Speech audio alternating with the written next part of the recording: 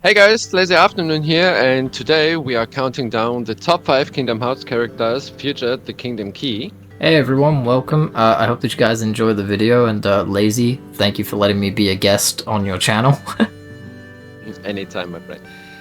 Yeah, on top 5 actually is Sora, our main protagonist. Even though that he is on top 5, unfortunately, I think he deserves a place, and from the role model we are playing and his character's development just from the beginning to the end, I think he deserves to be in this list because, okay, How he is as a character and everything, like... yeah, I'm just thinking. Yeah, so Lazy's thinking I'm gonna help him build on that. Although I personally would have put Sora higher on the list, I would have put him at like number 1 or number 2. But I think what Lazy is saying is that, like, you know, seeing Sora evolve from the events of Kingdom Hearts 1 and then seeing him again in Chain of Memories, but then him not remember the events of Chain of Memories, and how he gets a lot stronger in Kingdom Hearts 2. But I also really like Sora in Kingdom Hearts 3 because of how much further he's come. He's not let anything discourage him from even being possessed by Xehanort, and almost being a vessel. But I just like Sora because, like, he has that crazy positivity and he's got that dumb, goofy side. But Lazy, what do you like about him still? What I like most about Sora is that he is always counting or even watching over his friends. So when you know about the story in Kingdom Hearts in general, it's that Sora is supposed to be a person that's pure light. So always all what's important to him is his friends, like he was bequeathed or even took a place that Ventus needs to hold on for a light to recover in Kingdom Hearts 3. So I think there are many similarities. There's a lot of similarities with him and Ventus, yeah. Him and Ventus, yeah, actually, there are a lot of similarities, and I think all what they're interested about is that their friends are okay, and there are people that can make friends with anyone, and it's just a positivity that's going on, I think. Yeah, it's exactly that. Like, Sora's whole message is be positive and be kind to everyone. Yeah. And that's why, like, I love Sora the most. But is there anything else you want to say about Sora, or? Yeah, okay. When you're seeing him at the end in Kingdom Hearts 3 and the Keyblade Graveyard, where each friend is taking steps and just protecting each other, and seeing that actually darkness prevailed at the end, but through that he is supposed to be the destined child that's able to change destiny. So seeing going the way that he has to not always rely on his friends and look for his own power, like Pete mocked him at the beginning in Kingdom Hearts 3. So there's also a character development going on for Sora, because there's a lot he's not always he just cannot always rely being on a half point, for example. Yeah, half point. And I would like to see him much older and having a more adult character theme going around in Kingdom Hearts 4, because he has to be on his own somehow. Yeah, I can agree with that. Are you ready to move on to number 4, which I'll do? Alright, anytime. Alright, so everyone, this is from my part of the list. Lazy and I are splitting our list up, so this is how we're doing it. So coming in at number 4 for me, even though I really love the character and everything, it has to go to Axel, aka Lee. Lee is a really interesting character, and I always liked his story from how we see him in Kingdom Hearts Birth by Sleep. Him and Isa were always friends, and then he made friends with Ventus, and then he went to the laboratory to go and volunteer to do some stuff with Ansem's research. And then I just loved his role as, like, kind of like the big brother and best friend of Roxas and Xion. I also liked that he was the trader in Kingdom Hearts Chain of Memories, and he's always, like, stuck doing the tough job that no one wants to do, but he gets it done, even though, like, it does take a mental toll on him. And his element being fire is really cool as well. But Yeah, Lazy, what do you like about Axel, aka Lee? Actually, what I also like about most about Axel Lee is that he's very picky about that people has to remember him somehow. Oh yeah, got it memorized. So it got it memorized, yeah. So it's important for him. So he will never die because he knows that the people will memorize him, even Yeah. in every way possible, because that's his main goal. Yep. And I'm actually surprised to see how the reaction will be then it's talk to him and Roxas why him and Ventus are looking the same because he Oh, was I cannot wait for mentioning that explanation. it has to get an explanation or even explained from those sides somehow because he was straight up mentioning it, but we didn't got any answer. Just a silent look and that's it. Yeah, bro, it's so funny when he's like, and now I've got to explain all of this to him, and then exactly mention why that this kid looks like Roxas, or it is that Roxas looks like him, which in itself is hard. And I'm like, what the fuck? I'm Yeah, like, that's exactly what we are thinking, or what we are also thinking about the same, but it didn't get answered. yeah, and bro, like, his reaction was every single Kingdom Hearts fan's reaction when no one knew who Ventus was and they just saw the artwork for Birth by Sleep and they were like, Roxas again? And then they were like, no, it's Ventus, and But everyone's there's like, a little eh? small detail that Ventus has longer eyelashes than Roxas, actually. Yeah, it's Just very, a little very bit small, smaller, and but- also I think they said that Roxas and Ventus have very different refined cheekbones. I think I read that, Yeah. like, You can Roxas see is it more too, yeah. rounded. So yeah, it's very, very small details. But yeah, anything else that you want to mention why you like Axel or Lee? But I just love the fact that when he could wield a keyblade, I was like, okay, that's really cool. Okay, he manifested it. So I think being around the people or even being around Keyblade wielders or even proving that you have to know that wearing the coat prevents people from getting influenced with darkness, but Yeah, they that's the whole can't point of it. actually wield or even use darkness. That's interesting, but being able to materialize a Keyblade just on his own will, that's actually insane, and we haven't seen this before. Yeah, I think So maybe he is actually because like that maybe also this could also brings in. lead to Sorry, Isa, go for on. example. So he could actually also wielding one. That, you know, I've Technically. seen a lot of like fan pictures of that. I'm not even gonna lie, but like this also now brings into question like because no one actually handed Axel, aka Lee, a Keyblade. So it's like, does one have to always get a Keyblade bequeathed to wield one and manifest one? But yeah, Lazy, I'm pretty much done with the Axel situation, so do you want to move on to number 3 for you? Who's coming in at number 3? Oh yeah, of course. And number 3 goes to young Xehanort. I think most people would also disagree with this, but I think seeing that young Xehanort saw everything and relived his life actually twice, so from the older perspective and then moved on from this younger age going into the future. But young Xehanort was really interesting in my case because he was somehow guiding Sora because he told him in Kingdom Hearts 3 that he has to look for the people who joined his hearts. And he was not a bad guy at the end, so he chose to go the road to dark because Yeah. someone had to do it, and Sora was just the person who took play or even just replaced Xehanort with this role he had to do, but he decided to be darkness instead. Yeah.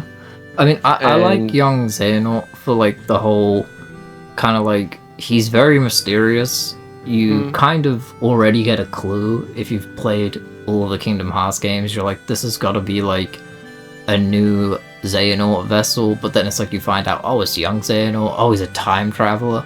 And then for lots of fans who did the secret boss battle in Kingdom Hearts Birth by Sleep, the mysterious figure, I think his name is, I might be wrong, in that game.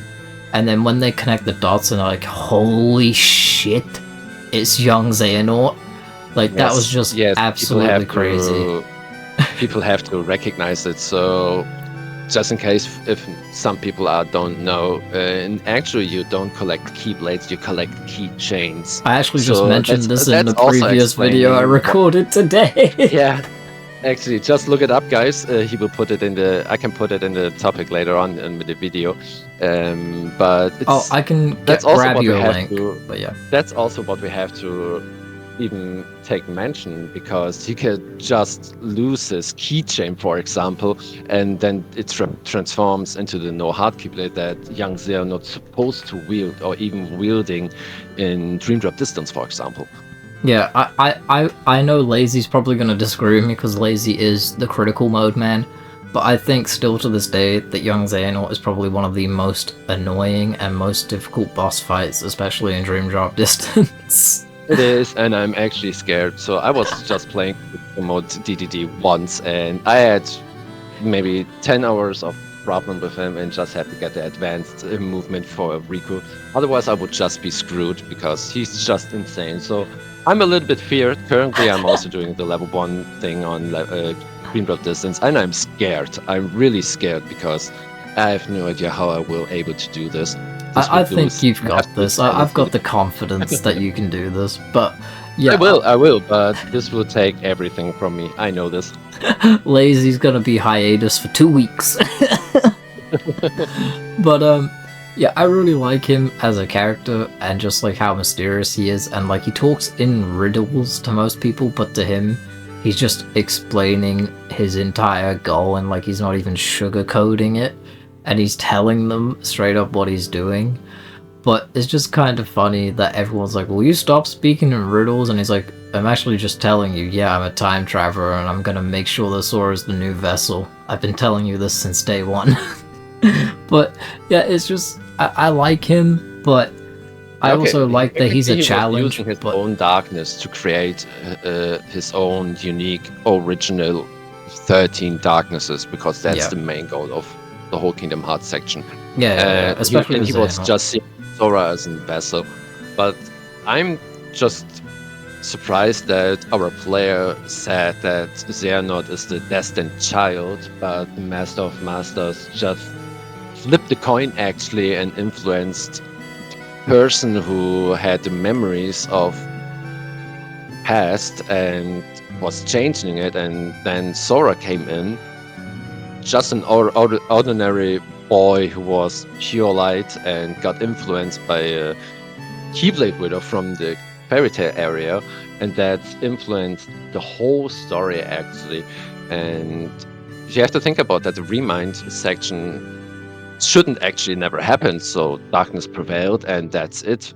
But Sora rewrite destiny there, so in my eyes he has to be the next Destiny of Child, because Xehanort refused to be it. Yeah, Xehanort was kind of all about like finding his own path and everything. So yeah, maybe that's the plan, and maybe the Master Masters will talk about this in Kingdom Hearts 4, but who knows. But yeah, I think I'm pretty much... are we done talking about young Xehanort, or do you have anything else you want to talk about? No, we are absolutely finished with him. Okay, so we're gonna move Hopefully to number... we will see him in Kingdom Hearts 4. Yeah, fingers maybe. crossed. Lazy really wants that, guys, so make his wish happen. So it's me again. I'm coming in with number 2, and that's gonna be Xigbar, aka Luxu. I love Luxu, I love Xigbar. I fell in love with his character because of his sarcastic attitude from the beginning moment you meet him in Kingdom Hearts 2. And he's like, oopsie daisy, and they're like, move, and he's like, do you think that's polite? Shutting me down like this? I'm like, my god. Like, he's just so sarcastic. But that was actually foreshadowing. That was foreshadowing, actually. Oh, so, yeah. Luxu / Xigbar is speaking always in riddles and is foreshadowing somehow, so I think we also have to take a closer look into his voice lines, or even what he said during the whole game, etc., because some of them could be actually very important in the future. Also, I do It's like apologize many to people anyone. oversee Dimix, for example. Technically, Dimix is still existing, what means a part of Xehanot's darkness must be technically existing. Yeah, that's true. Also, I just want to say I apologize to anyone who watches this video and you hear noise. I think someone in my family was shouting on the phone, so I apologize. But yeah, no, Xigbar, aka Luxu, was always like he always stuck out to me as a character because it's like even though like this is why like I say that Xigbar, aka Luxu, was the best actor in the series. Not like actor in terms of voice acting or anything. It's because he always knew what his role was since the event of Kingdom Hearts Union Cross, and he even disagreed with the Master of Masters about this. And if you read his character file and about Luxu, he got very sad about watching some of his friends die and people that he's come to know and love perish, and he wanted to try and change that and defy the Master of Masters rule. And even when he did this, the Master of Masters' plan still came to fruition no matter what Luxu did. And the reason why I call him the best actor in the series is because he knew he had a role to fulfill. And when you really go back and think about Luxu, aka Xigbar, he always had a cocky attitude. Even when you were like, oh, he's perished, he got killed by Sora in Kingdom Hearts 2, like, you know, he faded away. He really didn't seem that bothered because in the end he knew that him and the Master working together would give him that reassurance of he would be fine. And everything that's meant to happen will happen and Luxu will be fine. And I was like, this probably makes sense as well because Luxu, if you, again, read his character file, it's all good, I can just cut it out. He also mentions that, you know, Luxu uses his sense of humor to cope with the situation of losing his friends and close comrades. And so, you know, he uses it as a mask to cover up from what's actually happening in his personal life and things that he's dealing with. But he also uses it to be the sarcastic guy, and you don't think much else. And then when everyone got the Luxu reveal, everybody was, like, blown away. But what things do you like about Luxu, Lazy? Is there anything that you want to talk about specifically? There's so much going on actually in my head.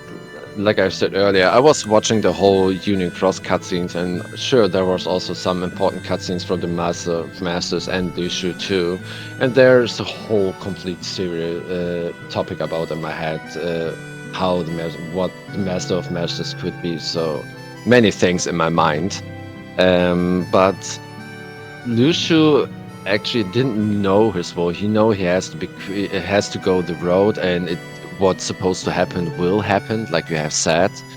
But one important thing is that he lost his Keyblade and bequeathed everything. So when you have to look into the Ansem reports in Kingdom Hearts 3, Luxu wrote down some lines in it, and it says that he bequeathed his Keyblade and the box to a person, and this will be Brain.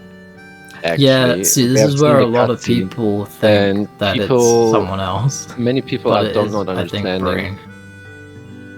No, that's even a completely open topic to talk about because there are actually two brains now existing. I actually know about this, and a lot of people tell me that it's stupid.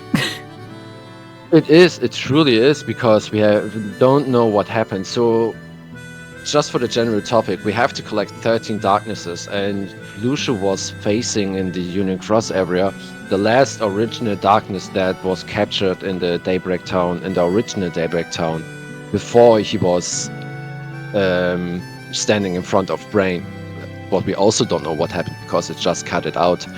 But what I'm thinking is that Luxu was harboring two original darknesses, lost his body or even passed on to a second one like he has to, but at the end there's it's completely different because that's going into theory section. Yeah, But we can talk about that in Lucio- a later video. yes, of course we can.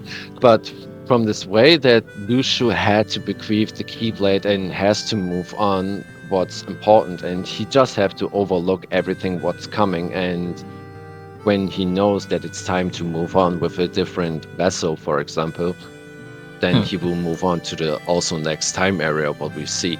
Yeah. So I have high hopes that we see another. I just want to vessel see like Missing Link. Lucio in. Yeah, I want to see more of him in Missing Link because he's definitely gonna be there. But Yeah. we'll talk about that again later on. Anyway, Lazy, I'm done with Lucio. Do you want to reveal who's at number 1 and why they're at number 1? Number one is actually on number one goes to Riku, because I'm taking this personally, and I had always sympathized with Riku here, and I think going and seeing his character development in Kingdom Hearts 1 by being on the wrong side and losing all his friends and goes on an ego perspective way, and that was ending up causing him losing his heart and mind to darkness, even to Ansem. Yeah. And even from the character development, he was always looking up for Sora, but lost his health in darkness. Yeah, he was found his greatly way. manipulated by Maleficent and the Yeah, he got darkness in general. manipulated, unfortunately. That was also thinking, because he got bequeathed his destiny like Terra had. That's what I'm thinking. So Sora got bequeathed with the destiny of Ventus, for example, because there are many similarities going on from each person. So Riku, Terra, Kairi, Aqua, and Ventus and Sora. But I think from the character development that Riku had to face the darkness, got scared of it, and had to go through a redemption arc and had to learn to wield it and not to be scared of it, and has to see that it's a part of him, because both has to exist, and building an own certain resistance, like young Xehanort said in Dream Drop Distance, always caught me, and that's why I love him the most. So I think Riku is a strong, independent guy who's just tried to help out his friends and got his own strength to protect what matters, and that's what I like the most. Yeah, I like that we see him like personally wrestling with, struggling with the darkness and struggling with trying to find the right path. And then I also really like at the end of Chain of Memories, why was I thinking it? Ansem the Wise, before we knew he was Ansem the Wise, told Riku that there's only two paths he can follow, the road to darkness or the road to light. And then Riku chooses the middle road and he says, no, it's the way to dawn. And Riku has always been that character that will stand tall and stand firm. And whenever he's presented with option A, option B, option 1, option 2, whatever you want to go with, he will always make his own option. He doesn't let others try to define who he is anymore because of the manipulation from Maleficent and his being possessed by Ansem. So Riku has grown exponentially in both Kingdom Hearts 1 at the end and in the entirety of Chain of Memories, and even in just Kingdom Hearts 2, and that's why I would say that Riku has probably got one of the best redemption arc stories in video game history, and that's just my honest opinion.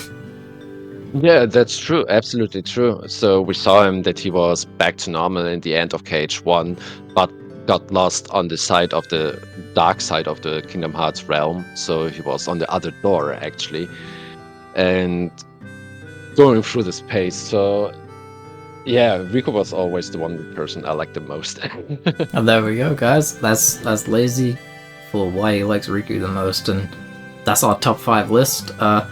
Lazy man, thank you for having me on the channel. No problem. No problem. We will get this. It was the first time, guys, and let's see how the editing works going out. And I have high hopes.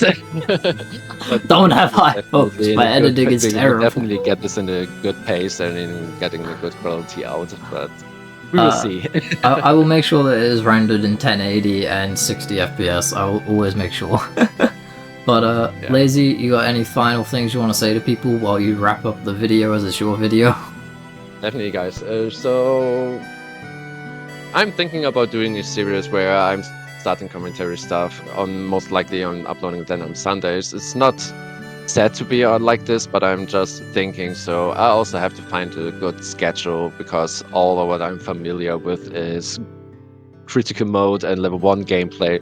So doing commentary stuff is actually new for me, and that's why this video is a little bit off. But I think we are getting a good start here, and we have to learn it. And I think doing this once, it's always best than doing it never. So improvise, guys, and we do it. There we go, yeah, it's all a learning curve. Once again, Lazy, thank you. I really enjoyed being here. I hope that you guys enjoyed as well. But yeah, Lazy, Your channel thank you will again. definitely mark in the description so everyone can check you out. And Appreciate it. No problem at all. But yeah, I'll see you guys later, I guess. Yeah.